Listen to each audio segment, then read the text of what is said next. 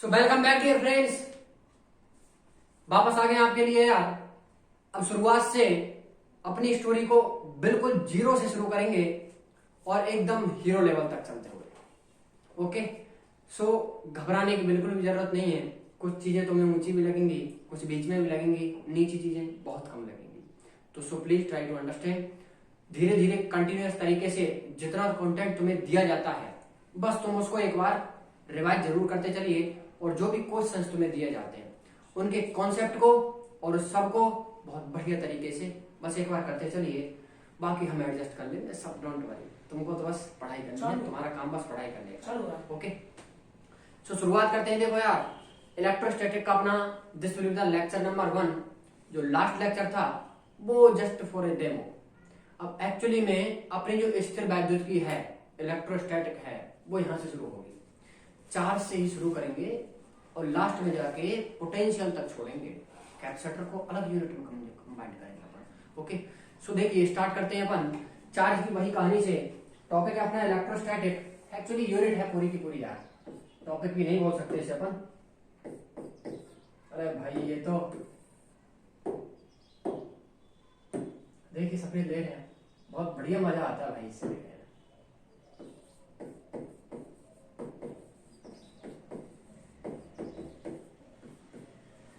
तुमको नाम से ही वर्ड से मतलब समझ आ रहा होगा कि इलेक्ट्रोस्टैटिक का एक्चुअली में मीनिंग क्या है।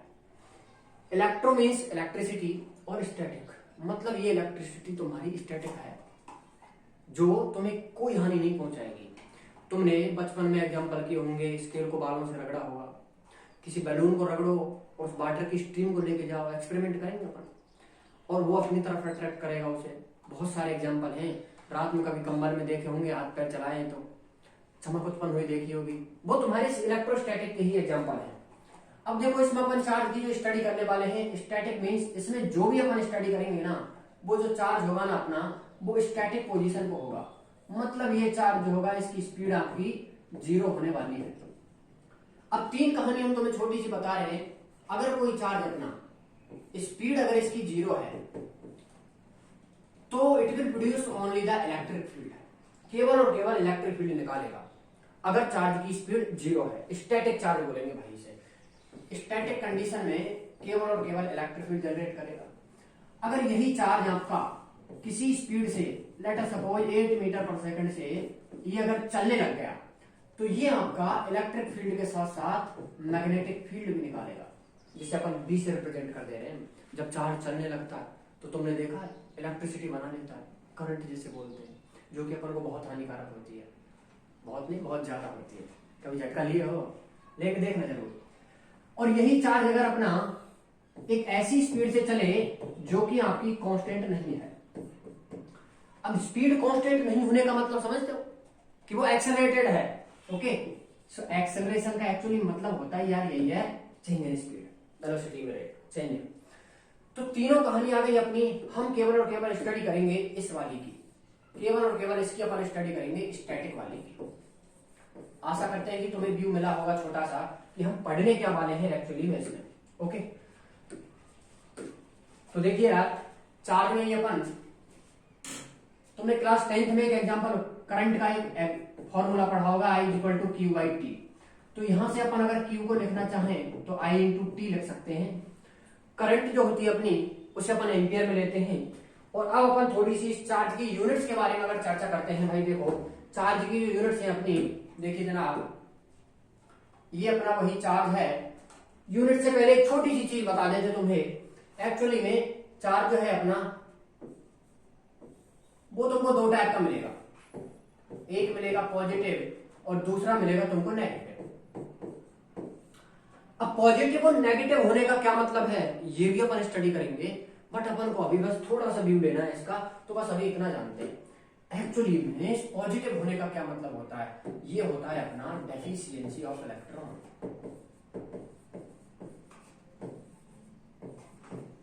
और ये होता है अपना एक्सेस ऑफ इलेक्ट्रॉन। मतलब इस जगह पे अपनी इलेक्ट्रॉन्स की क्या है, कमी है। तो क्या पक्का तुम्हारे प्रोटॉन यहां पे ज्यादा होंगे इलेक्ट्रॉन से, और यहां तुम्हारा एक्सेस ऑफ इलेक्ट्रॉन मतलब यहां पे तुम्हारे इलेक्ट्रॉन ज्यादा होंगे। एक्सेस मतलब किसी चीज का बहुत ज्यादा अमाउंट में होना, और डेफिशिएंसी मतलब एक तरीके की वहां पे लैक है। ओके, तो एक बेंजामिन नाम के साइंटिस्ट हुए थे, उन्होंने इस चार्ज का थोड़ा सा नामकरण किया कि पॉजिटिव और नेगेटिव कई नेचर का होता है। ओके, सो पॉजिटिव और नेगेटिव, और एक बहुत बढ़िया इन्होंने रिलेशन बना के दिया। आज तक हमें भी नहीं पता कि पॉजिटिव पॉजिटिव में आखिरकार तुम्हारा ये भाई रिपल्सन ही क्यों होता है। पॉजिटिव पॉजिटिव मतलब सेम साइन की जो बॉडी होंगी they will ripple each other, उनके अंदर होगा रिपल्सन, और जो अपनी अपोजिट साइन की बॉडीज होंगी, एक पॉजिटिव लिया दूसरा नेगेटिव, इनके बीच में होगा आपका अट्रैक्शन। आज तक हमें भी नहीं मालूम चला कि आखिरकार होता क्यों है। अब सब पढ़े जा रहे हैं तो पढ़ भी रहे हैं, कोई बात नहीं, हमें भाई वो चीज नहीं देखनी। तो सेम साइन की हो, चाहे वो पॉजिटिव हो चाहे वो नेगेटिव की हो, पॉजिटिव पॉजिटिव हो चाहे नेगेटिव नेगेटिव हो, इनमें हमेशा आपका रिपल्सन ही होगा। ओके, आशा करते हैं थोड़ी सी चीज थी जो तुमको हल्का सा जानकारी दे दे कि आखिरकार चार्ज कहता क्या है। प्रॉपर्टीज वगैरह सारी चीजें डिस्कस करेंगे अभी, बस अभी इतना देखिए पॉजिटिव चार्ज का क्या मतलब है और नेगेटिव का क्या मतलब है। आगे बढ़ते हैं, जरा देखिए इसे, बहुत मजा आता है भाई इसको लिखने में। अब अपन चार्ज की थोड़ी सी यूनिट के बारे में चर्चा कर लेते हैं। अट्रैक्शन रिपल्सन पे भी एक छोटा सा एग्जांपल तो मैं सिखाएंगे पॉजिटिव नेगेटिव का। बाकी पहले अपन चार्ज की यूनिट्स के बारे में चर्चा कर लेते हैं। ये जो अपना चार्ज है, इस चार्ज की तुम्हें दो यूनिट देखने को मिलेंगी। एक तो अपनी होगी एसआई, जिसे अपन बोलते हैं एमकेएस, भली भांति पता होगा तुम्हें।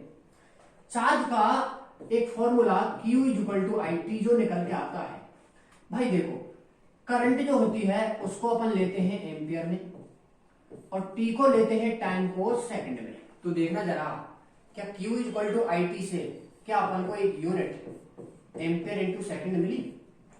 अब इसी यूनिट को मिक्स करके एक नया नाम दे दिया जिसे बोलते हैं कूलम। ओके, तो बहुत तुमको सी से लिखा हुआ मिलेगा, याद रखिएगा इसे, ठीक है जनाब। अब कूलम जो है बहुत बड़ी यूनिट है, इस वजह से इसको अपन तुमको ऐसे लिखा हुआ मिलेगा जैसे 1 माइक्रो कूलम और 1 मिली कूलम। मिली पहले ले लेते हैं भाई ताकि तुमको कंफ्यूजन ना हो। माइक्रो कूलम में लिखा मिलेगा, अरे मिली फिर आ गया पहले यार। मिली कूलम, माइक्रो कूलम और नैनो कूलम और पिको कूलम। मिली जो होता है उसको तुम्हें पता है -3 लिखते हैं पावर में, और माइक्रो को लिखा जाता है 10⁻⁻⁶, और नैनो को लिखा जाता है 10⁻⁹, और पिको को लिखा जाता है -12। ये भाई याद कर लीजिएगा। क्वेश्चन जब भी तुमको मिलेगा तो चार्ज की जो वैल्यू होगी ना वो तुमको माइक्रो मिली और पिको में मिलेगी। ओके, ये अपनी ऐसा यूनिट हो गई। अब अपन चर्चा करने वाले हैं भाई सीजीएस की। सीजीएस यूनिट क्या बोलती है अपनी। सीजीएस में अपन दो यूनिट पढ़ेंगे इस चार्ज की। पहली अपन पढ़ेंगे, एक है अपनी भाई साहब, एक है जिसे बोलते हैं अपन ESU। इसका दूसरा नाम है जनाब इलेक्ट्रोस्टैटिक यूनिट। इलेक्ट्रोस्टैटिक यूनिट, इसको एक और नाम दे दिया इन्होंने स्टैट कूलम, और इस पूरी को एक और नाम दिया इन्होंने फ्रैंकलिन। कैमरा जी दिख रहा है ये सब यहाँ पे विजिबल है। और ये जो फ्रैंकलिन है ना, ये फ्रैंकलिन जो है this is the smallest unit of charge.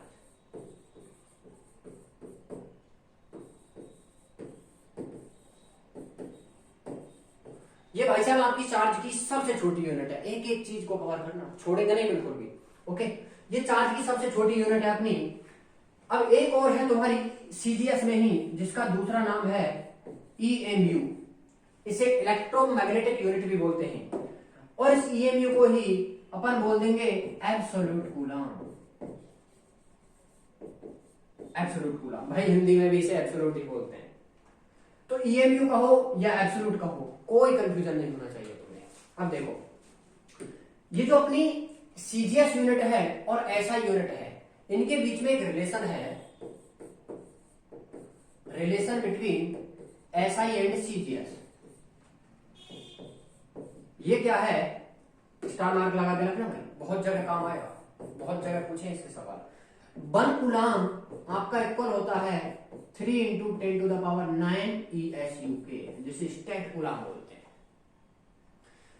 और ये जो आपका 1 एब्सोल्यूट कूलाम अगर लिखना चाहो या फिर 1 एब्सोल्यूट कूलाम लिखो या फिर इसे तुम 1 EMU लिखो, और इसकी वैल्यू होती है आपकी 10 कूलाम। देखिएगा भाई 1 एब्सोल्यूट कूलाम ये इक्वल है आपका 10 कूलाम के, और 1 कूलाम इक्वल है 3 into 10 to the power 9 statcoulomb के। अगर मैं यहां से ESU की वैल्यू निकाल लूं तो देखना जरा क्या मिलेगी भाई, यहां से 1 ESU की वैल्यू क्या मिलेगी, 1 ESU क्या मिलेगा, 1 ESU मिलेगा, यहां से देखो ये तुम्हारा 1 ESU है, मल्टीप्लाई किया ये घर आया, तो 1/3 into 10 to the power 9 coulomb. समझ रहे हो भाई यूनिटरी मेथड से, तो ये 1 ESU हुआ और ये 1 EMU हुआ। अब एक छोटा सा रिलेशन तुम्हें बताते हैं EMU और ESU के बीच में, जो कि शायद तुम्हें अब तक नहीं मालूम होगा। EMU और ESU के बीच में एक रिलेशन होता है। अगर मैं 1 EMU और 1 ESU अगर कर देता हूं, सो 1 EMU और 1 ESU, ये देखना जरा, ये आता है अपना 1 EMU की वैल्यू क्या निकाले थे भाई अभी, 1 EMU जिसको अपन ने क्या लिखा था, एब्सोल्यूट कूलाम, और एब्सोल्यूट कूलाम कितने के इक्वल था, 10 कूलाम के। सो यहां से अपन ने लिख दिया ऐसे 10 कूलाम डिवाइडेड बाय 1 ESU कितना लिखा था, 1 ESU कितना लिखा था, 1/3 into 10 to the power 9 coulomb. यहां से लिखा अपन ने 1/3 into 10 to the power 9 coulomb. अब कूलाम ने कूलाम को मारा, ये सारी कहानी ऊपर पहुंची, तो ये अपन को वैल्यू मिलेगी 3 इंटू 10 टू द पावर 10। अब अगर किसी को स्पीड ऑफ लाइट की वैल्यू अगर पता है, जो कि अपनी c इक्वल टू, अगर किसी को मालूम है तो देखो भाई speed of light c equal to होता है 3 इंटू 10 टू द पावर 8, लेकिन किसमें, मीटर पर सेकंड में। ये जो वैल्यू है ये कहीं ना कहीं इसी के लगभग बराबर है, अप्रॉक्स इक्वल है, लेकिन ये जो वैल्यू है स्पीड ऑफ लाइट की, अगर तुम इसे ऐसे लिखो और तुम सेंटीमीटर पर सेकंड में अगर बोलते हो इसे, तो जब इसे तुम मीटर पर सेकंड में कन्वर्ट करोगे 10 इंटू 10 टू पावर माइनस का 2, तो ये तुमको c equal to 3 into 10 to the power 8 metre per second में मिलेगी। मतलब यार क्या मजेदार बात कि इन दोनों के रेशियो की जो वैल्यू है 3 इंटू 10 टू द पावर 10, ये कहीं ना कहीं तुम्हारी स्पीड ऑफ लाइट की वैल्यू के इक्वल है, वैल्यू के इक्वल है, जो कि सेंटीमीटर पर सेकंड में है ओनली, ध्यान रखिएगा, मीटर पर सेकंड में नहीं है, सेंटीमीटर पर सेकंड में जो तुम्हारी स्पीड ऑफ लाइट की वैल्यू है ये उसके इक्वल है। याद रखना भाई 1 EMU और 1 ESU का रेशो काफी जगह काम आ जाते हैं। अब एक छोटी सी चीज और, अपन ने 1-2 यूनिट देखी, एक और है अपनी यार, अगर अपन प्रैक्टिकल यूनिट की बात करते हैं जो कि लेबोरेटरीज वगैरह में यूज होती हैं, तो देखिए अगर प्रैक्टिकल यूनिट को देखा जाए तो प्रैक्टिकल यूनिट देखो भाई वही 4, तो करंट को एम्पियर में लेंगे, टाइम को इस बार आवर्स में लेंगे, तो एम्पियर इंटू आवर, लेकिन इसको एक नई यूनिट और नाम दे दिया इन्होंने, इस सबको मिला के एक यूनिट नाम दे दिया फैराडे। और 1 फैराडे को इन्होंने इक्वल कर दिया किसके, 96500 कूलम के। आशा करते हैं ये चीज तुमको भाई याद करनी पड़ेगी, कर पाओगे। अब इस 1 फैराडे को भी थोड़ा सा अगर एक्सटेंड किया तो देखो ये जो 1 फैराडे एक्चुअली में तुम्हारी वैल्यू है ना, ये किसके ऊपर होती है, ये होती है आपकी चार्ज ऑन 1 मोल इलेक्ट्रॉन। मतलब 1 मोल इलेक्ट्रॉन पे जितना चार्ज होगा ये उतने के इक्वल होगी आपकी वैल्यू। तो चार्ज ऑन 1 मोल इलेक्ट्रॉन को क्या ऐसे लिख सकते हैं क्या, Na से मल्टीप्लाई करके और E को लिख दिया। Na की वैल्यू तुम्हें पता है क्या होती है, 6.022 इंटू 10 टू पावर 23, और इलेक्ट्रॉन एक चार्ज काम आएगा बता देंगे नहीं, 1.6 इंटू 10 टू पावर माइनस का 90। जब तुम इसको सॉल्व करोगे ना भाई, तो तुमको 1 फैराडे की जो वैल्यू मिलेगी वो कहीं ना कहीं लगभग बराबर मिलेगी 96500 कूलम। उम्मीद करते हैं ये तुमको छोटी चीज समझ आई होगी, ये तुमको बहुत कम लिखा हुआ मिलेगा कि एक्चुअली में 1 फैराडे की जो वैल्यू है ना, ये है बहुत गजब चलता है यार, फास्ट से भी लिख सकते हैं। 1 फैराडे की जो वैल्यू है वो तुम्हारी चार्ज ऑन 1 मोल इलेक्ट्रॉन है। ये भाई देख लेना, चार्ज ऑन 1 मोल इलेक्ट्रॉन,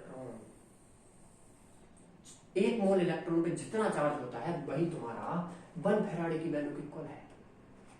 समझ आया? अब यूनिट्स की कहानी अपनी होती है यही खत्म। अब थोड़ा सा अपन वही अट्रैक्शन और रिपल्सन पे थोड़ी सी कहानी को लेके जाते हैं अपनी को वापस, और अट्रैक्शन और रिपल्सन पे देख लीजिए भाई, ले लो भाई इसका स्क्रीनशॉट वगैरह जो लेना हो, फिर नहीं मिलेगा, मिलेगा कहाँ नहीं, यूट्यूब पे रहेगा, नहीं तो कहाँ जाएगा। अब तुमको हमने रिपल्सन और अट्रैक्शन के बारे में थोड़ा सा बताया था, हम सोच रहे हैं कि इस पे तुमको छोटा सा न्यूमेरिकल करा के दें यार, है हमारे पास, अभी निकालते हैं वो। एक मिनट, कहाँ गया ये देखो, आज छोटा, अरे छोटा कहानी हो रहा, अरे ओहो वाह क्या बात है, अरे ये ओह देखना भाई, देख रहा है तुम्हें, हाँ हाँ क्या बात है, पूरे बोर्ड पे, हाँ कितना मजा आ रहा है, पूरे बोर्ड पे देखो यार, हैं अपना सवाल न्यूमेरिकल नजर आ रहा है, और खींच दे दे, थोड़ा और खींच दे दे, अरे ज्यादा हो जाएगा, यही तक ठीक है, यही तक ठीक है। देखो तुमको क्वेश्चन में काफी इंफॉर्मेशन बढ़िया है, जरा देखिएगा कि 5 balls numbered 1 2 3 4 5 are suspended using separate threads. The ball 1 2 2 4 and 4 1 show electrostatic attraction while balls 2 3 4 5 show repulsion. मतलब तुमको 5 बॉल दी हैं, पहली और दूसरी, दूसरी और चौथी, चौथी और पहली, इनमें इलेक्ट्रोस्टैटिक स्थिर वैद्युत आकर्षण हो रहा है, दूसरी, तीसरी, चौथी और पांचवी, इनके बीच में हो रहा है रिपल्सन। ये देखो, अच्छा हम इस पे पेन काहे नहीं चला पा रहे हैं भाई, हाँ देखना अट्रैक्शन, अरे इसका चल गया, और रिपल्सन, दूसरी, तीसरी और चौथी, पांचवी के बीच में रिपल्सन है, और तुमको बोला है ये सब कंडीशन अगर सेटिस्फाई होती हैं तो बॉल नंबर 1 कैसी होगी तुम्हारी। काफी बढ़िया प्रॉब्लम है, अगर थोड़ा सा दिमाग अगर लगाया तो अभी बन पाएगा, अदरवाइज सॉल्व करना भाई मुश्किल हो जाएगा, इसको कंफ्यूज हो जाओगे कि कौन सी बॉल कैसी बनेगी अपनी। देखो अपन भाई 5 बॉल बना लेते हैं भाई, ये अपनी पहली रही, और ये अपनी दूसरी रही, ये तीसरी रही, और ये चौथी रही, और ये साइड में 5वीं रही, ये अपनी पांचों की पांचों बॉल है, अरे मटके नजर आ रहे। हम एक काम करते हैं, हमको जो इन्फॉर्मेशन क्वेश्चन में है उसी का अकॉर्डिंग आगे बढ़ते हैं। इन्फॉर्मेशन क्या है कि यार पहली और दूसरी, दूसरी और चौथी, पहली और दूसरी में अगर अट्रैक्शन होता है, देखना जरा यार, ये अपनी पहली हुई, और ये हुई दूसरी, तीसरी, चौथी और पांचवी। अगर पहली और दूसरी में अट्रैक्शन कराना है तो एक पॉजिटिव या नेगेटिव लेनी पड़ेगी, अगर इस वाली को पॉजिटिव लेते हो तो ये नेगेटिव लेनी पड़ेगी, तभी अट्रैक्शन हो पाएगा भाई। और दूसरी और चौथी, अरे यार दूसरी और चौथी में भी अगर अट्रैक्शन चाहिए तो दूसरी को अगर तुम नेगेटिव ले चुके हो तो चौथी वाली को, फोर्थ वाली को पॉजिटिव लेना पड़ेगा अट्रैक्शन के लिए। तो अरे लेकिन देखो जरा आगे कहानी खराब कर दी इन्होंने, 4 और 1 में है अपना इलेक्ट्रोस्टैटिक अट्रैक्शन, और यार 1 हुई अपनी क्या पॉजिटिव, और 4 हुई अपनी क्या पॉजिटिव, तो भैया इनमें होगा अपना रिपल्सन है, तो ये तो पॉसिबल ही नहीं। अब एक काम करते हैं, थोड़ा सा चेंज करते हैं, और अपन इसको पहली वाली को लेते हैं पॉजिटिव, ले लिए, अरे पॉजिटिव तो ले चुके, पॉजिटिव ले चुके सनम, नेगेटिव लेते हैं। अगर तुम इसे नेगेटिव लेते हो तो सेकंड के अट्रैक्शन के लिए इस वाली को, सेकंड को तुम्हें पॉजिटिव लेना पड़ेगा, और सेकंड को पॉजिटिव लिया, फोर्थ को, अब 2 और 4 के अट्रैक्शन के लिए, 2 और 4 के अट्रैक्शन के लिए ये प्लस ली तो इसे माइनस लेना पड़ेगा, नहीं आ रहा समझ। अब देखो 4 और 1 का फिर से अट्रैक्शन चाहिए, लेकिन ये माइनस माइनस हुआ तो ये तो तुम्हारा फिर से तुमको रिपल्सन देगा। अरे नहीं समझेगा, है नहीं आ समझ भाई, पहली और दूसरी में अट्रैक्शन करना है तो एक को पॉजिटिव लो, दूसरी को नेगेटिव लेना पड़ेगा। फिर दूसरी और चौथी में अट्रैक्शन करना है, दूसरी वाली को अगर तुम नेगेटिव ले चुके, हम पहले से नेगेटिव ले चुके इसको यार, हम नेगेटिव ले चुके सर, नेगेटिव, और इसको फिर से लिया पॉजिटिव, तो नेगेटिव पॉजिटिव यहां अट्रैक्शन, लेकिन इसको पॉजिटिव लेते ही इसने काम खत्म, तो पॉजिटिव पॉजिटिव यहां मिला रिपल्सन, मिट नहीं रहा। और फिर इसको दोबारा से चेंज करके देखा, नेगेटिव लिया, तो सेकंड के साथ अट्रैक्शन के लिए पॉजिटिव लेना पड़ेगा। इसको पॉजिटिव लेते ही इसके साथ अट्रैक्शन चाहिए तो फोर्थ वाली को नेगेटिव लेना पड़ेगा। अब फोर्थ को नेगेटिव लिया तो फिर अट्रैक्शन दोनों 1 और 4 का, ये तो रिपल्सन लेगा, जो कि पॉसिबल नहीं है। तो भाई ये जो बॉडी है ना, ये बहुत नालायक है। मतलब इसके पास तुम्हारा सब कुछ है, पॉजिटिव भी और नेगेटिव भी। जब मन करेगा तब यूज कर लेगी, नहीं तो कोई इस्तेमाल की करने की जरूरत है नहीं। तो इसीलिए हमारा जो आंसर जाएगा इस पे बिल्कुल नहीं जाएगा, इस पे भी नहीं जाएगा, और मेटल वेटल को तो छोड़ ही दो तुम, ये न्यूट्रल पे जाएगा। और न्यूट्रल तुम्हें पता है, number of positive charges equal to the negative charges. तो पॉजिटिव नेगेटिव इक्वल हुए, इस वजह से हम आशा करते हैं कि तुमको ऐसे समझ आया होगा। भाई बढ़िया तरीके से एक बार इस क्वेश्चन को खुद से रीड कीजिएगा और तब निकालने का कोशिश कीजिएगा आंसर खुद से। सोच रहे हैं ऐसा क्वेश्चन तुमको दे दे बचने के लिए, पर छोड़ो, आगे बढ़ते हैं। अभी देखो भाई, ये बहुत अच्छे स्क्रीनशॉट वगैरह ले लो तुम इसका।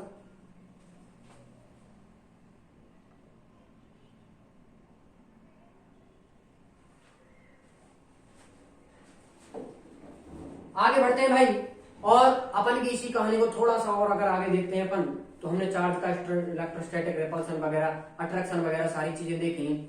और अब इसमें तुमको हम बताते हैं कि अट्रैक्शन रिपल्सन हुआ कि चार्ज एक्चुअली में तुम्हारा है क्या चीज, इतना तुम्हें इंफॉर्मेशन मिली गई। अब इसकी यूनिट्स भी हो गई अपनी, और अब अपन फर्दर मूव करते हैं यार। चार्ज की कुछ बेसिक प्रॉपर्टी होती है, चार्ज की कुछ, हर इंसान की अलग अलग प्रॉपर्टी होती है, इसी तरीके से तुम्हारी चार्ज की भी बहुत प्रॉपर्टी होती है। अब चार्ज की एक सबसे बहुत बढ़िया प्रॉपर्टी क्या है, चार्ज की सबसे बेस्ट प्रॉपर्टी है कि चार्ज जो है ना अपना वो क्वांटाइल है। मतलब charge is quantile.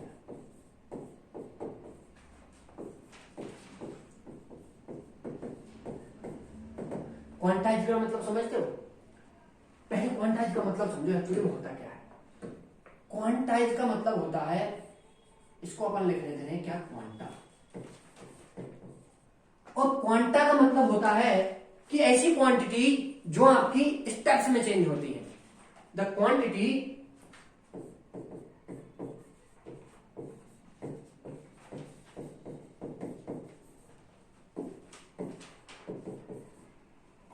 which changes in steps।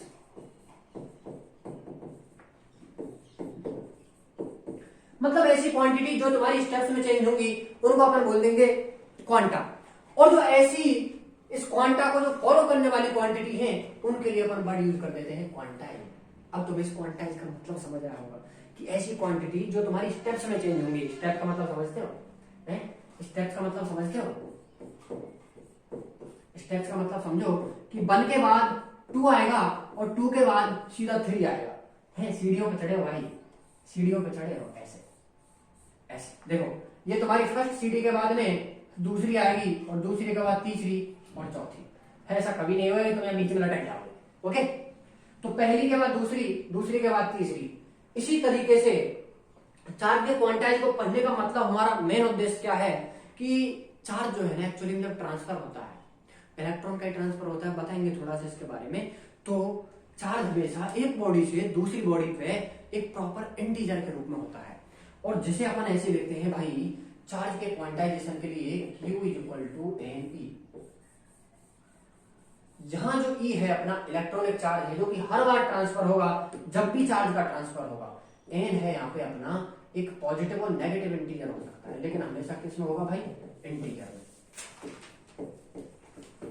मतलब इसकी जो वैल्यू होगी वो 1 2 3 और ऐसे होगी। ऐसा कभी पॉसिबल नहीं होगा कि इस N की वैल्यू आपकी ऐसी हो गई 1/2 3/4 3/4, ऐसे नहीं होगी इसकी वैल्यू। सो क्वांटाइज का मतलब है एक्चुअली में बेसिकली ऐसी क्वांटिटी जो तुम्हारी स्टेप्स में चेंज हो रही है। स्टेप्स 1 के बाद 2 आएगा, 2 के बाद 3 आएगा, ऐसे चेंज होगी क्वांटिटी। ओके, हम आशा करते हैं कि तुम्हें समझ आया होगा।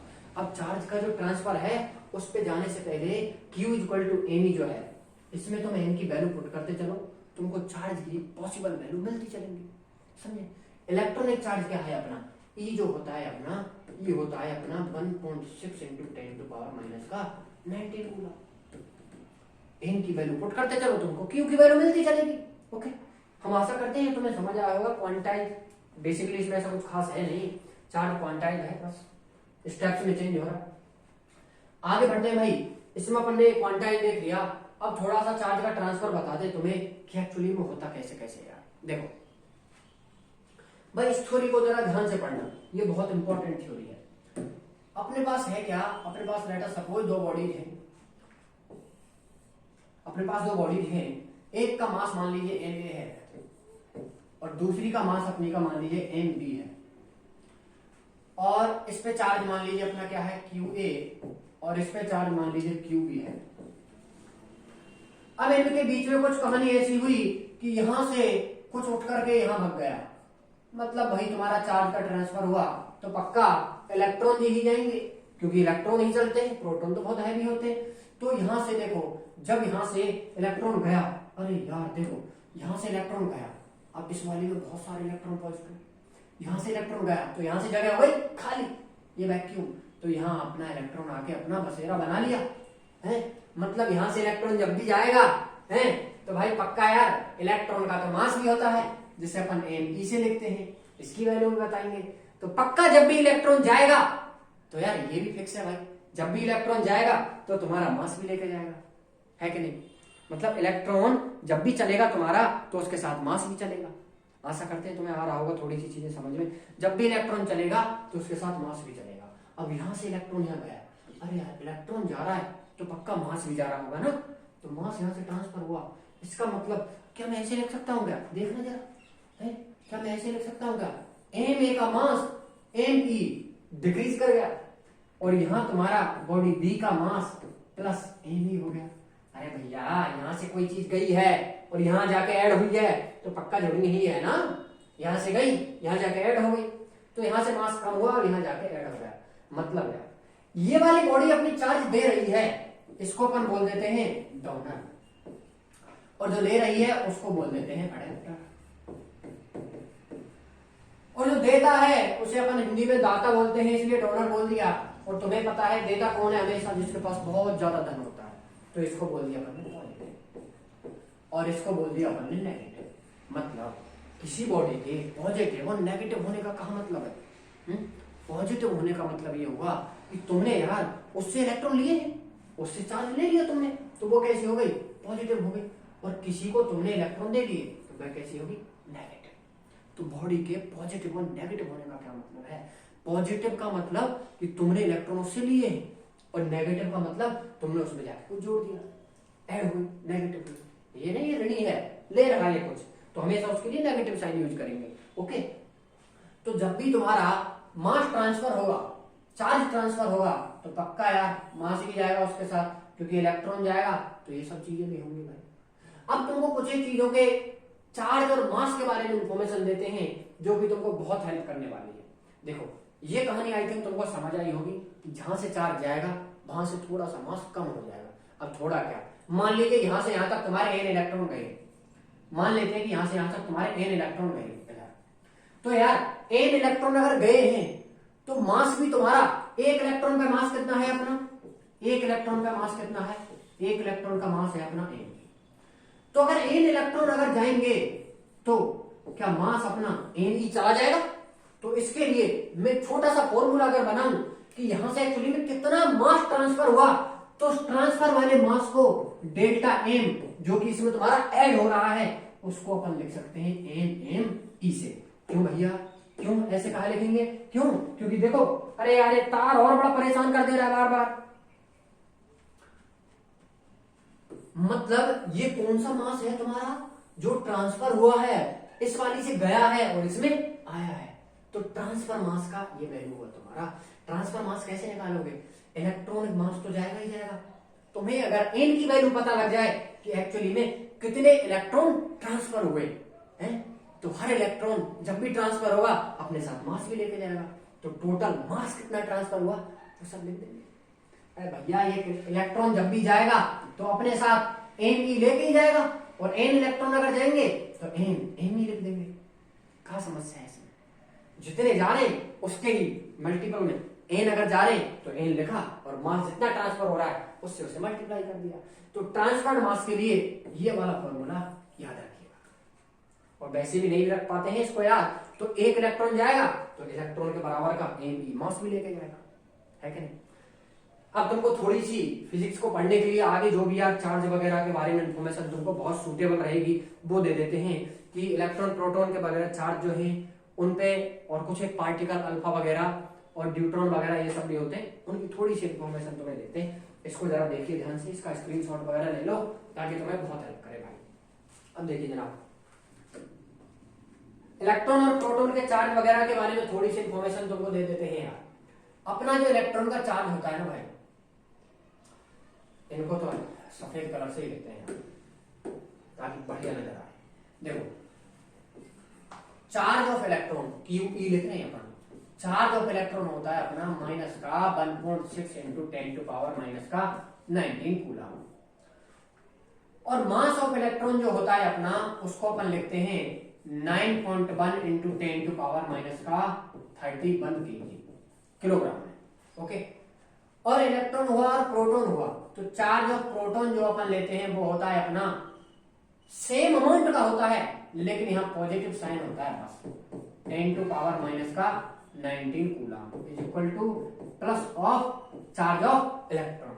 लेकिन भैया मास ऑफ प्रोटॉन थोड़ा डिफरेंट है, मास ऑफ प्रोटॉन होता है आपका 1.67 इंटू 10 टू पावर माइनस का 27 kg।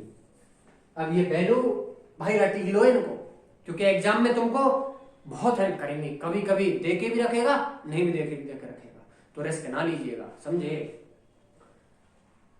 नाम बनते हैं रिस्क के, या जो माउंटेन ड्यू वाले हैं ना, हैं। अब देखना तुम, अब गर्मी आ गई है तो गर्मियों में तुम्हारे अक्षय कुमार जी और ऋतिक रोशन जी, मतलब बड़े बड़े सेलिब्रिटी अभी पहाड़ों पर चढ़ते डोलेंगे, पहाड़ों पर चढ़ते हुए घूमेंगे, ये माउंटेन ड्यू पियो जोश में। अरे भैया कुछ नहीं होता इनको पीने से, तो रिस्क मत लो, रिस्क मत लो। जब क्वेश्चन दिखेगा ना तुमको, उसमें तुमको कुछ हवा नहीं लगेगी, सब रिस्क धरी रह जाएगी। तो नाम बनते हैं रिस्क पे, बहुत गलत कथन है। रिस्क लेनी चाहिए लेकिन तभी लो जब तुम्हारे पास कुछ है, बिना जब तुम्हारे पास कुछ है ही नहीं पहले से, तो रिस्क ना लीजिएगा, समझे। तो ये mass of electron, mass of proton की थोड़ी जानकारी थी भाई। अब एक पार्टिकल और बता देते तुम्हें, एक अल्फा होता है, ये तुमको फिजिक्स में बहुत आएगा भाई। ये जो अल्फा जी है ना, अल्फा जी तुमको बहुत ज्यादा मिलेंगे। एक्चुअली में अल्फा को ऐसे बनाते हैं, और अल्फा पार्टिकल तुम्हारा होता क्या है, ये होता है तुम्हारा हीलियम का न्यूक्लियस। हीलियम का न्यूक्लियस कहने का क्या मतलब है इसे, मतलब इसके लिए जो अपना चार्ज ऑफ अल्फा पार्टिकल होगा Q for alpha, charge of alpha को लिखा जाता है 2 times of charge of proton के, 2p के लिए, और मास ऑफ अल्फा पार्टिकल लिखा जाता है अपना 4 times of mass of proton के। अब जरा इसे ध्यान से देखो यार, चार्ज इतना है और प्रोटॉन, तो कहीं ना कहीं इसके अंदर तुम्हारे यार 4 न्यूट्रॉन हो गए और 2 तुम्हारे प्रोटॉन हो गए। 4 न्यूट्रॉन और 2 प्रोटॉन, ये कहने का क्या मतलब है कि इसके जो 2 हैं, ये तो तुम्हारा चार्जलेस हो गया ना, तो न्यूट्रॉन का चार्ज कितना होता है 0, तो चार्ज ने तो कोई कंट्रीब्यूशन नहीं दिया, लेकिन मास जो होगा इसका 2 प्रोटॉन है, टोटल कितना मास है 4 है, तो 2 प्रोटॉन और तुम्हारे 2 न्यूट्रॉन होंगे इसके अंदर, ठीक है। तो 2 न्यूट्रॉन और 2 प्रोटॉन तुम्हारे, तो इसको मिलकर बना लेंगे, क्योंकि इसका जो मास है तुम्हारा, प्रोटॉन का जो मास है, प्रोटॉन का जो मास है वो तुम्हारा इक्वल होता है न्यूट्रॉन के मास के। लेकिन न्यूट्रॉन के लिए जो चार्ज वगैरह होता है तुम्हारा, वो तुम्हारा अलग होता है। न्यूट्रॉन के लिए चार्ज 0 होता है, फोटोन वगैरह कहानी क्या, ये चीजें तुमको मिल जाएंगी देखने को। बाकी ये सब चीज हम तुम्हें क्यों बता रहे हैं, ताकि तुमको एग्जाम में यार कभी जब कुछ चीज अगर मिले भी नहीं ना, तो भी तुम इनको आराम से लिख सको। ओके, आशा करते हैं कि तुम्हें कर पाओगे भाई। इनका स्क्रीनशॉट ले लो ताकि तुम्हें भविष्य के लिए बहुत हेल्प करे, क्योंकि इलेक्ट्रॉन प्रोटॉन के चार्ज वगैरह तुमको दे के नहीं रखेगा एग्जाम में, बहुत काम आ जाएंगे तुम्हें भाई। ओके, ले लीजिएगा स्क्रीनशॉट वगैरह। अच्छा चलिए, तो एक न्यूमेरिकल बताते हैं तुम्हें यार। अपन जो अपन ने चार्ज के ट्रांसफर के बारे में अभी देखा था भाई, यार ये बार बार लाना पड़ रहा है यहाँ पे, ये कहाँ गया, अभी देखते हैं। हाँ ये दिख रहा है न्यूमेरिकल भाई। When a piece of polythene is rubbed with a pool, a charge of -2 into 10 to the power -7 is developed on polythene. What mass is transferred to the polythene? मतलब यार पॉलीथीन पे ये वही तुमसे देखो, फिर से वही करना चाह रहे हैं, मतलब कितना मास ट्रांसफर हुआ। अब यार ये सब तो तुम तभी निकाल पाओगे ना। देखो मास ट्रांसफर मास मतलब क्या, अपन से डेल्टा एम की वैल्यू निकालना चाह रहे हैं, और डेल्टा एम के लिए तो हमने तुम्हें बताया था डेल्टा एम कैसे निकालोगे, n times of mass of electron.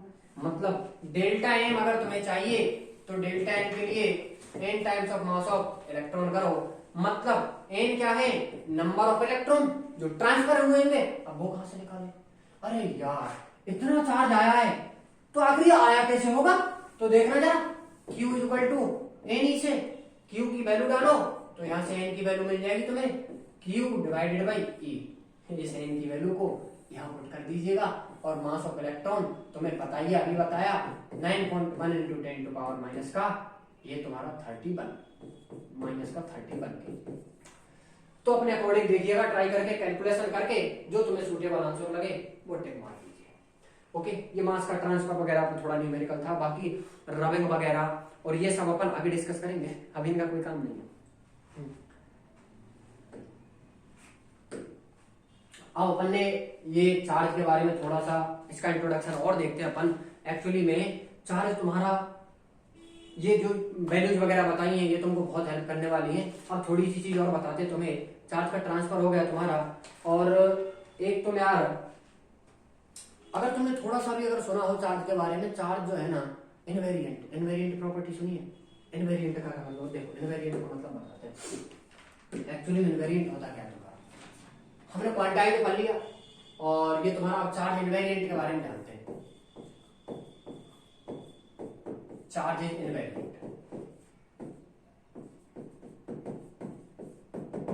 Invariant का मतलब होता है independent of velocity.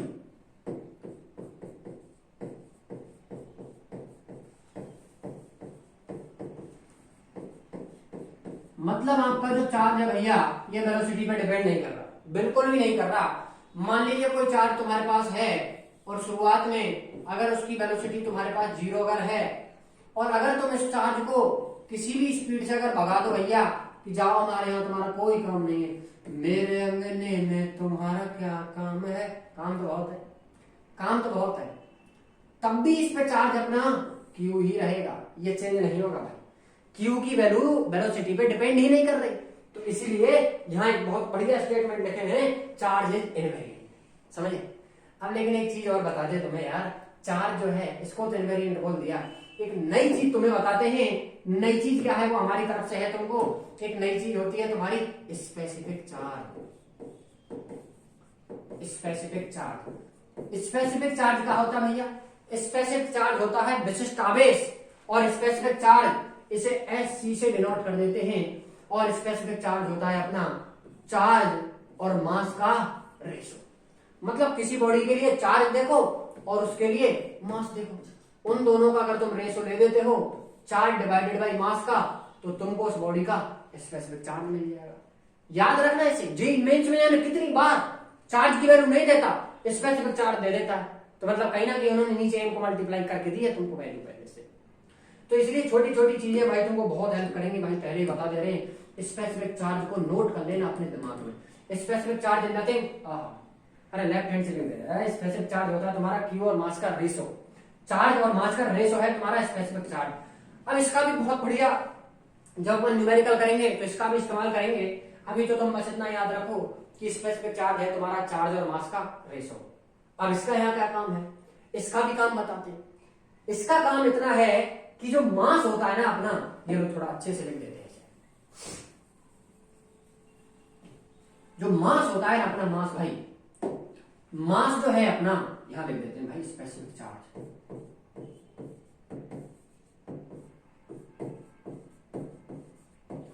Specific charge क्या होता है अपना? स्पेसिफिक चार्ज होता है भाई चार्ज और मास का ratio, charge divided by mass. ये अपना क्या हुआ? Q by N specific charge. इसको लिख देंगे अपन SC से। इसलिए हम यहाँ पे इसको लेके आए हैं क्योंकि ये जो मास है ना भाई, मास जो है एक ऐसी क्वांटिटी है, मास जो है तुम्हारा इनवेरिएंट नहीं है। मास जो है तुम्हारा, mass is dependent on, mass depends on velocity.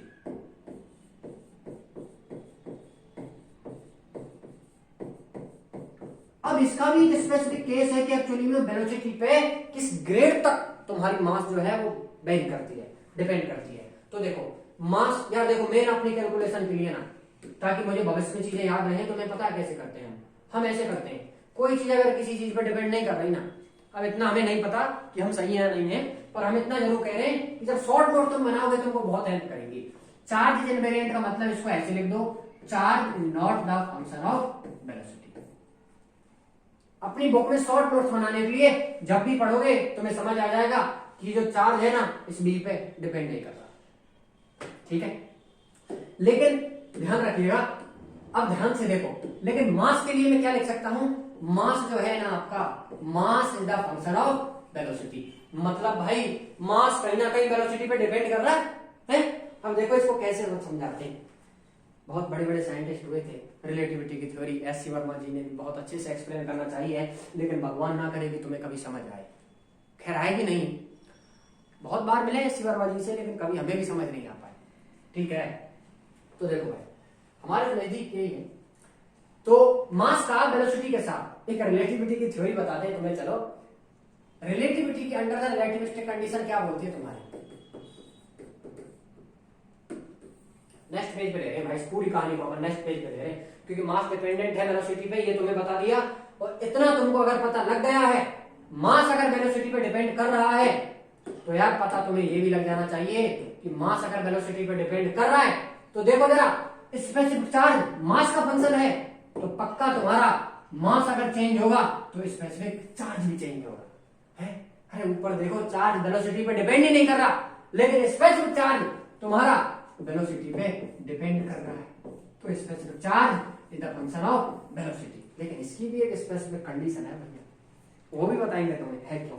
Charge जो है तुम्हारा वेलोसिटी पे डिपेंड नहीं कर रहा, लेकिन अरे कहा हो गया भाई, लेकिन मास जो है तुम्हारा वो वेलोसिटी पे डिपेंड कर रहा है, और मास की टर्म तुम्हारी स्पेसिफिक चार्ज में है, तो पक्का तुम्हारा मास अगर चेंज होगा नीचे से, तो ये वैल्यू भी चेंज होगी, ठीक है। देखो एक रिलेटिविस्टिक कंडीशन क्या लेते हैं अपन, अंडर द रिलेटिविस्टिक कंडीशन क्या है अपनी, देखो किसी बॉडी के लिए रिलेटिविस्टिक कंडीशन क्या होती है अपनी, रिलेटिविटी की थ्योरी के अकॉर्डिंग जो मास को लिखा था, उसको ऐसे लिखा साइंटिस्ट ने कि जो आपका मूविंग मास होता है ना बॉडी का, उसको लिखा जाता है एम नॉट, जो वेलोसिटी के साथ चेंज होता है 1 माइनस बी स्क्वायर अपॉन सी स्क्वायर। अब ये रिलेटिविस्टिक कंडीशन जो है ना अपनी, एक्चुअली में रिलेटिविस्टिक कंडीशन है क्या, रिलेटिविस्टिक कंडीशन का मतलब है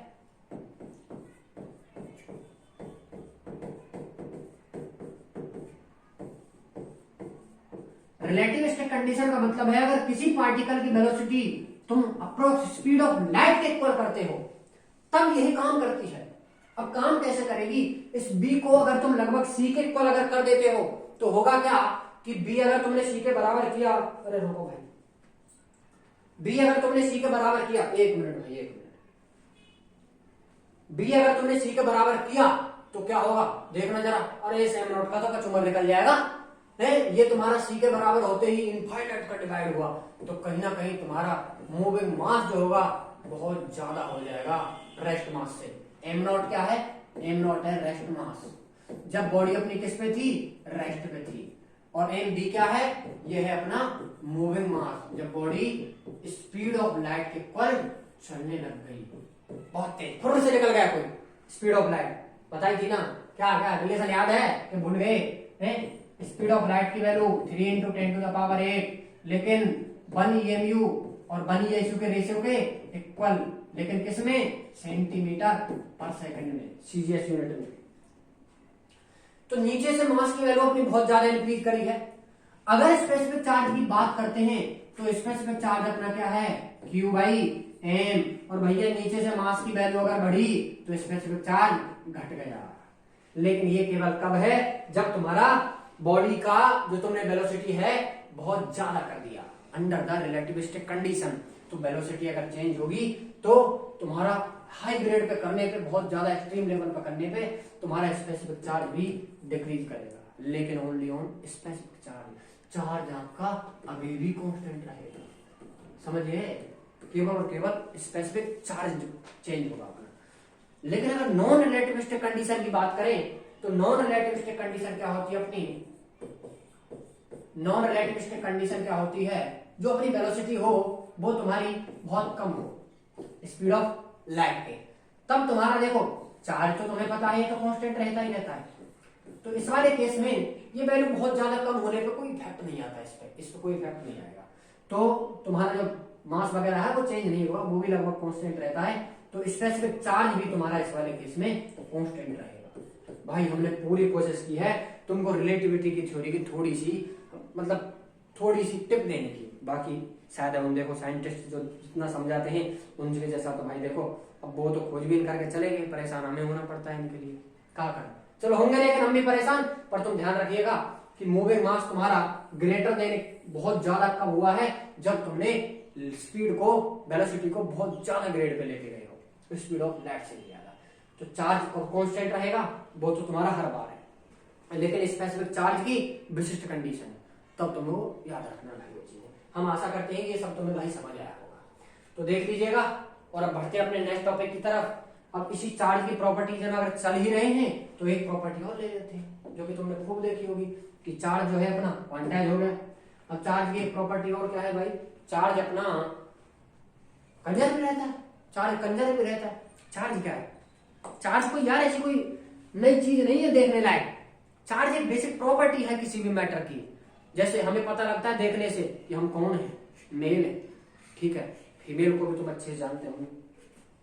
तो चार्ज एक्चुअली में तुम्हारा कंजर्व रहता है भाई। तो चार्ज कंजर्व रहेगा किसी भी प्रोसेस में। जैसे यार जब तुम न्यूक्लियस वाला चैप्टर पढ़ोगे ना तो उसमें न्यूक्लियस की जो थ्योरी आएगी उसमें न्यूक्लियस फ्यूजन वगैरह पढ़ेंगे, तो उनमें तुमको एक एग्जांपल बहुत बढ़िया मिलेगा तुमको। ये आई थिंक यूरेनियम 238 होता है और 92 होता है, और जब ये तुम्हारा डिफ्यूज होता है तो ये तुम्हारा थ्योरियम में कन्वर्ट होता है और ये बन जाता है तुम्हारा 230, ये तुम्हारा हो जाता है ये 92 होता है भाई, ये तुम्हारा 90 हो जाता है और ये तुम्हारा हो जाता है 234 और एक अल्फा पार्टिकल बाहर निकल जाता है। तुम्हें पता ही है अल्फा पार्टिकल का मतलब 2Ag4। अब देख लो भाई इधर तुम्हारा चार्ज कितना है इनिशियली 92, नीचे का जो होता है ना उसको चार्ज ही लेते हैं, समझ गए। और यहाँ तुम्हारा फाइनली चार्ज कितना है देखो 92 प्लस का 2, यहाँ भी 90 प्लस 92, ये भी 92। मतलब इस प्रोसेस में भी तुम्हारा चार्ज कंजर्व रहा है। अब एक और एग्जांपल तुम्हें बता देते हैं, एनिहिलेशन और पेयर प्रोडक्शन तुमने सुना होगा। एनिहिलेशन क्या होता है, एनिहिलेशन का बताते हैं चलो तुम्हें।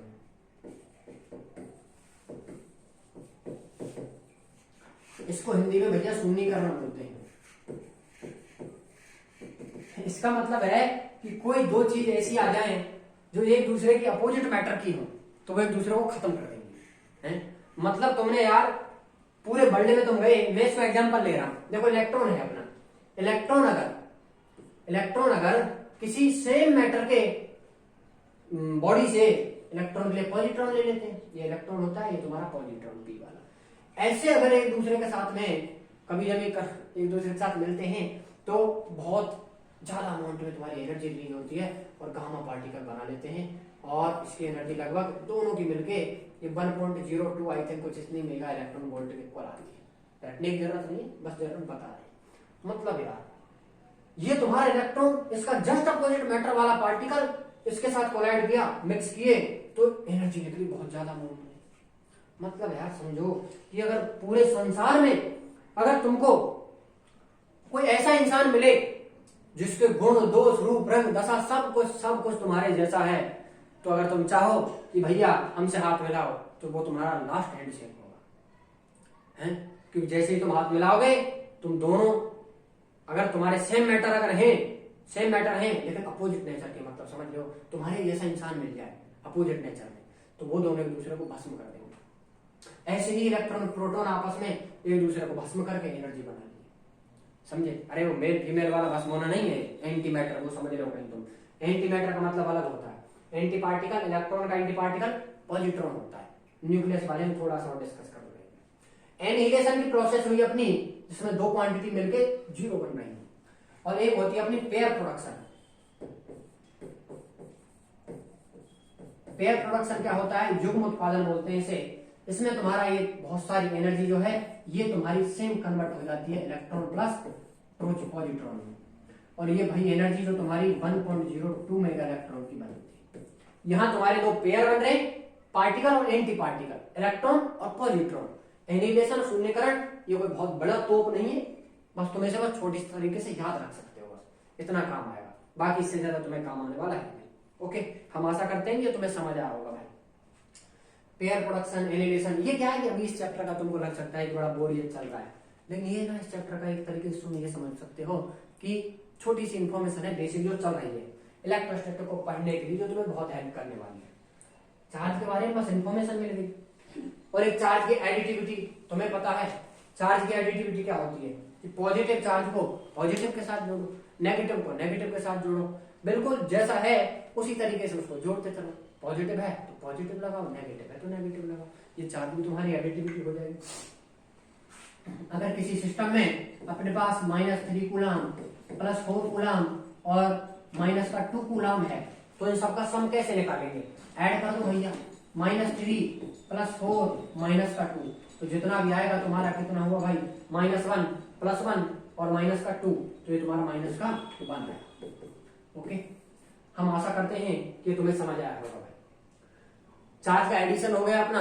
अब कुछ एक और नई चीज तुमको अगर सिखाना चाहें, इसी में चलते चलते एडिशन अपना कंप्लीट हुआ। अच्छा, एक न्यूमेरिकल देते हैं तुम्हें भाई करने के लिए, जरा उसे करके देखते हैं। ये भी तुम्हारा चार्ज का ही है, कैसे कैसे चार्ज तुम्हारा प्रोड्यूस हो रहा है, सेम उसी पे कहानी है। देखो, बहुत अच्छे तरीके से लाए भाई, तुमको ढूंढ ढूंढ के, कहाँ गया ये, हाँ ये रहा। बहुत मिलेगा तुम्हें देखने को, ये तुम्हें हर जगह मिल जाएगा न्यूमेरिकल देखने, और ये तुम्हें समझ ही नहीं आएगा, बहुत मुश्किल पड़ेगी इसको समझने में। इसका बहुत बढ़िया तरीके से समझाने की कोशिश करते हैं। तुमको दे क्या रखा है इस वाले में कि 10⁻12 अल्फा पार्टिकल्स, मतलब इतने अल्फा पार्टिकल हैं जो कि तुम खूब जानते हो, न्यूक्लियाई ऑफ हीलियम होते हैं। फार per second on a neutral sphere, calculate the time in which sphere gets charge by 2 microcoulomb. मतलब एक न्यूट्रल स्फीयर है जिसपे 10⁻12 अल्फा पार्टिकल जो है तुम्हारे, अरे कहाँ गया, इसका तो एक्सिस्टेंस खत्म हो गया। 10⁻12 अल्फा पार्टिकल है जो कि फाल कर रहे हैं पर सेकंड। तुम्हें बताना है वो टाइम जिसमें इस स्फीयर पे चार्ज आ जाएगा आपका 2 माइक्रोकूलम। ठीक है, लैंग्वेज से अगर क्वेश्चन जो अपन करना चाहे ना, अरे कहाँ गया भाई, अरे कैसे गायब होगा कंप्यूटर जी, बताओ ना। अरे हमारा कोई काम नहीं, इसे तुम आ जाओ, देखो वैसे 1 सेकंड में अपना कितना पार्टिकल फाल कर रहा है पर सेकंड का मतलब 1 सेकंड में कितना कर रहा है, देखो फाल पर सेकंड का मतलब 1 सेकंड में कितना फाल कर रहा है, 10⁻12 अल्फा। तो देखो 10⁻12 अल्फा, और 1 सेकंड में अगर इतना गिर रहा है तो 1 सेकंड में चार्ज कितना लेके आ रहा होगा, 1 सेकंड में इतने तो अल्फा बन के गिर रहे, तो 1 सेकंड में क्यू चार्ज कितना लेके आ रहा होगा भाई, 10⁻12 इंटू अल्फा पे चार्ज 2 टाइम्स ऑफ इलेक्ट्रॉन ले लेते 2 ही। अब 1 सेकंड में इतना चार्ज आ रहा है, तो जरा बताइएगा कि टी सेकंड में कितना चार्ज आएगा, 10⁻2 इंटू 2e इंटू टी कर देंगे, मल्टीप्लाई कर देंगे। अच्छा, 1 सेकंड में इतने अल्फा गिर रहे हैं, 1 सेकंड में इतना चार्ज आया, तो टी सेकंड में कितना चार्ज आएगा, चार्ज है टी सेकंड। लेकिन थोड़ा बढ़िया बना ही लेते हैं चलो से, क्योंकि ये न्यूमेरिकल तो मैं परेशान बहुत ज्यादा करेगा। लैंग्वेज देखो क्वेश्चन की,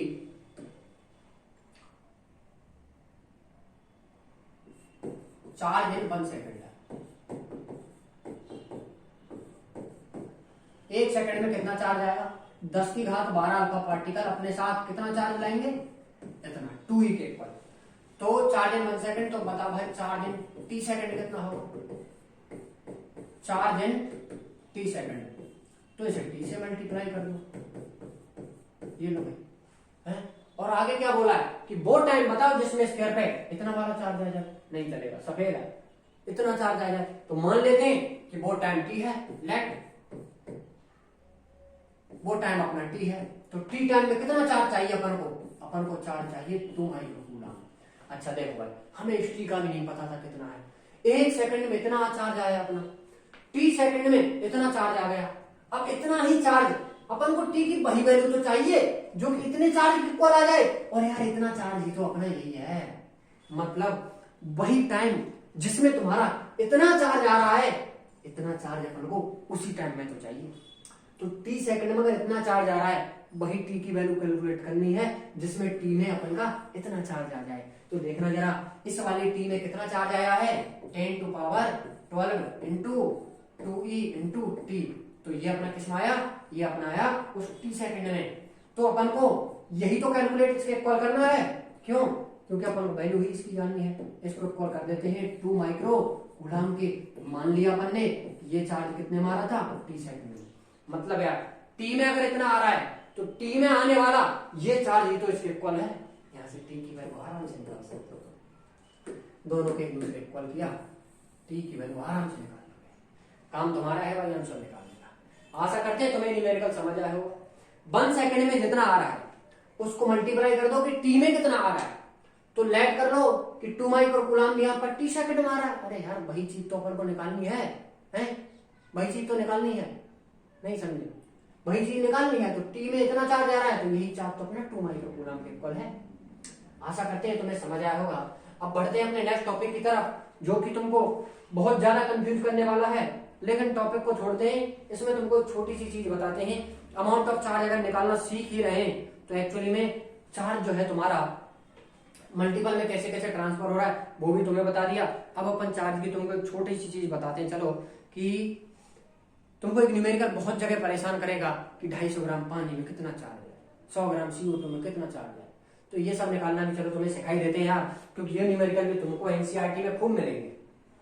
ओके, हम नहीं चाहते कि कोई भी चीज तुमसे रहे भाई, बिल्कुल भी नहीं चाहते, क्योंकि हमारी तमन्ना है कि तुम जल्द से जल्द सेलेक्ट हो जाओ। कहाँ है अपना न्यूमेरिकल, अभी लाए हैं तुमको यार, कहाँ गया, हाँ ये तुमको नजर आ रहा होगा भाई, खूब भली भांति नजर आ रहा होगा। ओह ओह बहुत अच्छे, क्या बात है, बड़ा आनंद आता है इसमें तो क्वेश्चन को भी देखने में यार। A cup contains 250 gram of water and the total positive charge present in the cup of water। मतलब है टोटल चार्ज बताना है तुमको इस कप में एक्चुअली में है कितना। तो देखो भाई, अब ये सब वैल्यू अपन कैसे कैलकुलेट करेंगे। अब एक टोटल कप दिया है तो एक काम करते हैं, कप बनाते हैं पहले। तो हमने एक कप बनाना चाहा और उस कप में हमने पानी के छोटे छोटे मॉलिक्यूल बनाना चाहे। ये मान लीजिए अपना क्या है भाई, पानी के छोटे छोटे मॉलिक्यूल्स हैं। ये क्या है भाई, मॉलिक्यूल्स हैं, वाटर के मॉलिक्यूल्स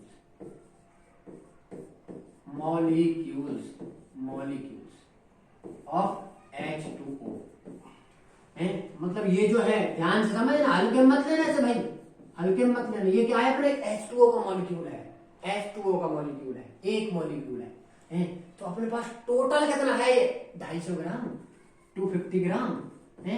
पहले तो ये देखो, एक मॉलिक्यूल को पकड़ा, एक मॉलिक्यूल को पकड़ लिया हमने, तो 250 ग्राम।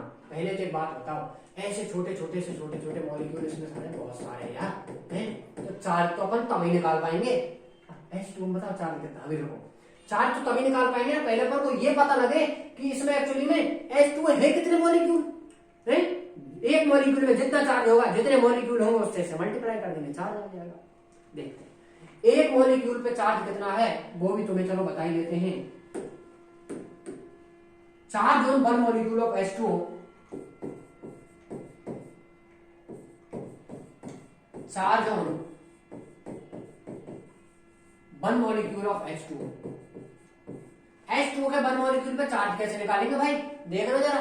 2 इलेक्ट्रॉन 2 प्रोटॉन हाइड्रोजन के हो गए, ऑक्सीजन के कितने हो गए 8, तो टोटल कितना हुआ 10। मतलब यार 10 इलेक्ट्रॉन प्रोटॉन, तो मतलब 10 आ गया अपने पास में H2O के एक मॉलिक्यूल पे चार्ज। तो भैया ये जो छोटा सा है ना, इसके पास कितना चार्ज है 10E के इक्वल लिख देते हैं, 10E के इक्वल लिख दिया। अब देखो, अब अपन को यार एक मॉलिक्यूल पे चार्ज इतना मिला है, तो एक पे चार्ज अगर इतना है तो इसमें देखना है छोटे छोटे बहुत सारे मॉलिक्यूल हैं।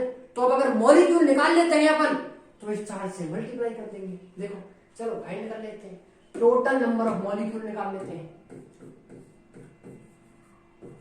Total number of molecules in 250 gram of H2। मतलब H2O के 250 ग्राम में टोटल मॉलिक्यूल कितने, और भैया नंबर ऑफ मॉलिक्यूल्स निकालने के लिए तो तुम यूज क्या कर सकते हो, weight upon molecular weight, MW मतलब molecular weight into Avogadro number. बहुत कक्षा 11 में पढ़ा होगा मोल कंसेप्ट में। भार बटे अणुभार गुणा एवोगाड्रो संख्या कर दो तो नंबर ऑफ मॉलिक्यूल्स आ जाएंगे तुम्हारे पास। मान लीजिए वैल्यू कितनी आई अपन को, एन के इक्वल, बट छोटे वाले एन ले लेते हैं, छोटा वाला एन ले लेते हैं, छोटा वाला एन के इक्वल आ गई। मान लीजिए ये वैल्यू आ गई अपनी छोटे एन के इक्वल, ये वैल्यू आ गई अपनी छोटे एन के इक्वल। तो एन क्या है, छोटा, ये अपने टोटल मॉलिक्यूल है। तो 250 ग्राम में, 250 ग्राम में टोटल मॉलिक्यूल कितने मिले, एन। एक मॉलिक्यूल पे चार्ज कितना है, एक H2O पे चार्ज कितना है। टोटल मॉलिक्यूल का मतलब है कि टोटल H2O कितने हैं इसके अंदर। अरे यार देखो 1 2 3 4 5 6 ऐसे करके बहुत सारे, पूरा को मिला के बोलते हैं H2O मॉलिक्यूल। एटम से मिल गया मॉलिक्यूल बन गया। तो 250 ग्राम में कितने मॉलिक्यूल बने, एन। एन क्या है, नंबर ऑफ H2O, मतलब H2O की उसमें कितनी सारी ड्रॉपलेट्स हैं, ड्रॉपलेट्स उसमें बहुत सारे, एक एक ड्रॉप कनेक्ट करके छोटे छोटे ड्रॉप देंगे। तो 250 ग्राम में एन ड्रॉपलेट्स, एन एटम्स हो गए अपने, एन एटम्स से मॉलिक्यूल्स हो गए अपने। तो एक H2O के मॉलिक्यूल में कितना चार्ज था, एन ई के इक्वल। तो एन H2O में कितना होगा भैया, एन इंटू टेन ई। ये लीजिए, अब एन इंटू टेन ई कैसे करोगे, एन की वैल्यू क्या आई है, वेट, और वेट कितना दे रखा है क्वेश्चन में भाई, चल नहीं रहा है, अब देखो चलेगा। वेट कितना दे रखा है, वेट है अपना कितना, वेट कितना 250 ग्राम, ये रहा 250 वेट अपॉन मॉलिक्यूलर वेट 18 होगा भाई। मॉलिक्यूलर वेट क्या होगा, 2 का दोगुना, ये तुम्हारा 8 का 16। मॉलिक्यूलर वेट तो निकालना सीखे होंगे। 250 upon 18 into Avogadro number 6.022 into 10 to power 23 होता है। और इसको मल्टीप्लाई और करना है किससे तुम्हें भाई, एन से। ये लो 10 इंटू ई, ये सबको कैलकुलेट करोगे, ई की वैल्यू डालोगे 1.6 इंटू 10 टू पावर माइनस का 19, तो तुमको टोटल मिल जाएगा 4। एक मॉलिक्यूल पे था अपना 10 ई, टोटल मॉलिक्यूल निकाल लिए हैं कितने अपने अंदर। भाई ये तुमको इतना परेशान करने वाला प्रॉब्लम है कि पानी में कितना है, ये सब कितना है, बहुत कंफ्यूज हो जाओगे। इसीलिए पहले ही बता दे रहे हैं, कॉन्सेप्ट को पकड़ो कि पूरे H2O जो तुमको 250 ग्राम दिया है उसमें मॉलिक्यूल निकालो, एक ड्रॉपलेट उठा लो, और एक ड्रॉपलेट में कितना चार्ज है, टोटल ड्रॉपलेट में कितना होगा मल्टीप्लाई कर दो। H2O की एक ड्रॉपलेट उठाई, H2O की एक ड्रॉपलेट, देखा चार्ज कितना 10, क्योंकि इसमें 2 हाइड्रोजन में 1 इलेक्ट्रॉन 1 प्रोटॉन, तो 10 इलेक्ट्रॉन है, 1 लेटर सपोज 10 इलेक्ट्रॉन 10 प्रोटॉन है, तो टोटल चार्ज नहीं तो होता है। और चार्ज ऑन 1 मॉलिक्यूल देखा, एक मॉलिक्यूल पे 10 ही आया, तो टोटल नंबर ऑफ मॉलिक्यूल निकाले, मतलब ऐसी कितनी बूंद है इसके अंदर H2O की, ये सब लिखी, टोटल निकालनी, टोटल इतनी है, तो एक पे कितना चार्ज है, सब पे उतना आ जाएगा, मल्टीप्लाई कर। छोड़ेंगे नहीं यही अभी तुम्हें, हम एक न्यूमेरिकल हमारी तरफ से तुमको देके जाएंगे। लिखिए, उसको हम लिख ही देते हैं, क्या बताएं तुम्हें, स्क्रीनशॉट ले लो, बहुत हेल्प करेगा। चार्ज ऑन 1 मोल इलेक्ट्रॉन निकाला, H2O में कितना चार्ज हुआ एक मॉलिक्यूल में, टोटल नंबर ऑफ मॉलिक्यूल से निकाले, wait upon molecular weight into Avogadro number से। अब एक छोटा सा न्यूमेरिकल हमारी तरफ से तुमको, भाई देखो ले लो स्क्रीनशॉट वगैरह जो भी चाहिए। अब हम हमारा न्यूमेरिकल तुमको देके जा रहे हैं, जो कि तुमको होमवर्क के रूप में काम करने वाला है। होमवर्क के रूप में तुमको क्या है भाई न्यूमेरिकल, कि तुमको क्वेश्चन है भाई, तुमको कैलकुलेट करना है चार्ज ऑन 100 ग्राम CO2, मतलब CO2 के 100 ग्राम में टोटल कितना चार्ज है। अरे यार एक क्लैरिटी और आ जाए, हम ही सॉल्व करा देते, चलो इसे यार, तुम भी क्या याद रखोगे, खूब लड़ी मर्दानी वो तो झांसी वाली करनी थी, तुम भी याद रखोगे। देखो हमें तुम्हें क्या बताया था यार, चलो हम ये बता देते हैं इसे। Charge on 100 gram of CO2, देखो भाई, ये भाई कंटेनर बनाया अपन ने, कंटेनर बनाया और इसमें अपन ने क्या भर दिया, CO2 भर दिया। अब ऐसे ऐसे करके इसमें अपन ने CO2 के बहुत सारे मॉलिक्यूल बना दिए। अरे भैया एटम मिलकर मॉलिक्यूल बनाए हैं, तो CO2 का एक गोला उठाया, ये किसका है भाई, CO2 का, तो ये किसका मॉलिक्यूल है, CO2 का, this is the one molecule, one molecule, ये वन मॉलिक्यूल ऑफ CO2 हुआ। तो पहले क्या काम करना है अपन को, पहले तो ये देखना है कि एक्चुअली इसके अंदर कितने मॉलिक्यूल है, उससे पहले काम करते हैं 1 मॉलिक्यूल पर कितना चार्ज है। तो भैया charge on 1 molecule, charge on 1 molecule of CO2, मतलब CO2 के छोटे गोले पे कितना चार्ज है।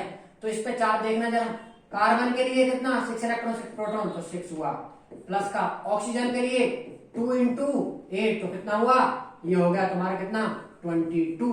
मतलब भैया CO2 के इस छोटे से गोले में कितना चार्ज है, इसमें चार्ज है अपना 22 E लिख देते हैं, ठीक है। ये अपना चार्ज ऑन 1 मॉलिक्यूल मिलेगा। अब ये देख लो ऐसे गोले इसके अंदर कितने हैं, अब एक गोले पर कितना चार्ज है, तो टोटल गोले कितने हैं 100 ग्राम में, वो निकाल लेंगे हैं। तो total number of molecule, so total number of molecule, total number of गोले इन CO2 in 100 gram CO2। Number of molecules के लिए क्या बताया, नंबर ऑफ मॉलिक्यूल्स कैसे निकालोगे, wait upon molecular weight into Avogadro number, ये आ गया अपना, इसको बोल देते हैं अपन छोटा n। तो टोटल CO2 के मॉलिक्यूल कितना है 100 में, ये लीजिए, तो n की वैल्यू क्या मिलेगी, वेट कितना है भैया 100, और मॉलिक्यूलर वेट कितना होगा देखना जरा, कार्बन कार्बन हुआ 12, और ये हुआ तुम्हारा 16, और ये हुआ 32, ये हुआ 44 इंटू Na की वैल्यू 6.022 इंटू 10 टू पावर का 23। ये अपन को क्या मिला भाई, ये मिल गया अपन को एक्चुअली में कितने मॉलिक्यूल है, n की वैल्यू, स्मॉल n की वैल्यू, ये क्या मिला स्मॉल n की वैल्यू। और हमें पता है भाई एक गोले पे अगर इतना चार्ज है तो इन सब गोलों पे अगर चार्ज चाहिए तो जो 10e आया था उस 10e को electronic charge 1.6 into 10 to power -19 को इसको इससे कर दो मल्टीप्लाई, तो तुमको मिल जाएगा चार्ज 100 ग्राम CO2। हम आशा करते हैं कि तुमको यानी कॉन्सेप्ट समझ आया होगा, बिल्कुल बहुत अच्छे से बताया है तुम्हें भाई। अब काम तुम्हारा इतना है कि तुम्हें करनी है इनकी प्रैक्टिस, कुछ भी अमाउंट ले लो, 2-4 अगर कर लिया ना तुमने, after that you will not get any type of problem. ये कैसे भी सवाल आ जाए सब के सब बना दोगे, और उम्मीद करते हैं कि सब तुम्हें समझ आया होगा। स्क्रीनशॉट वगैरह ले लो इसका। अब देखो जाते जाते सोच रहे हैं कि न्यूमेरिकल तुम्हें अगर दे जाएं तो बढ़िया बात है, लेकिन चलो प्रैक्टिस के लिए दे ही देते हैं। बचा हुआ है एक आज के लिए भाई, कहां गया, ये